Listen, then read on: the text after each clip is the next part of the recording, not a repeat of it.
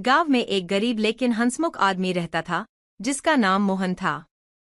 मोहन के पास ज्यादा संपत्ति तो नहीं थी, लेकिन उसके पास अपने दादा की दी हुई एक पुरानी, फटी पुरानी सी धोती थी, जिसे वह बहुत संभाल कर रखता था। उसे नहीं पता था कि यह कोई आम धोती नहीं, बल्कि एक जादुई धोती थी। एक दिन मोहन अपने खेतों में काम कर रहा था कि अचानक तेज आंधी आई।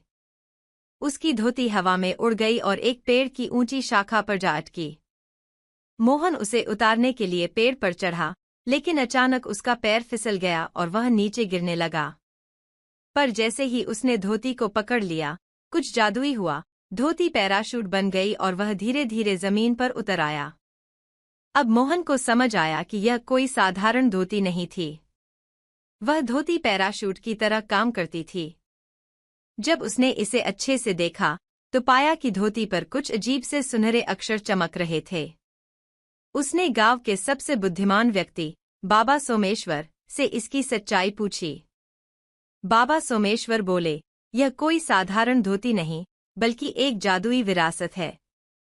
यह तुम्हें किसी भी ऊंचाई से सुरक्षित नीचे उतार सकती है।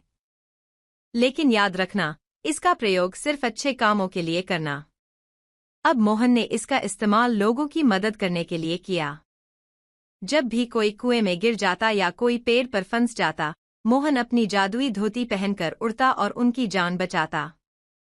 उसकी इस अच्छाई की वजह से पूरा गांव उसे बहुत पसंद करने लगा।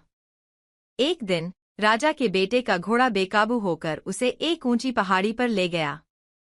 वहां से गिरने का खतरा था, लेकिन मोहन ने अपनी जादुई धोती का इस्तेमाल किया और उड़ते हुए राजकुमार को बचा लिया। राजा बहुत खुश हुआ और मोहन को इनाम में सोने से बनी एक नई धोती और बहुत सारा धन दिया। अब मोहन न सिर्फ अमीर था, बल्कि गांव में एक नायक भी बन चुका था। लेकिन उसने अपनी पुरानी जादुई धोती को कभी नहीं छोड़ा, क्योंकि वही उसकी असली ताकत थी। सच्ची बहादुरी और अच्छाई का इनाम जरूर मिलता है। अगर हमें कोई विशेष शक्ति मिले, तो उसका उपयोग हमेशा अच्छे कामों के लिए करना चाहिए।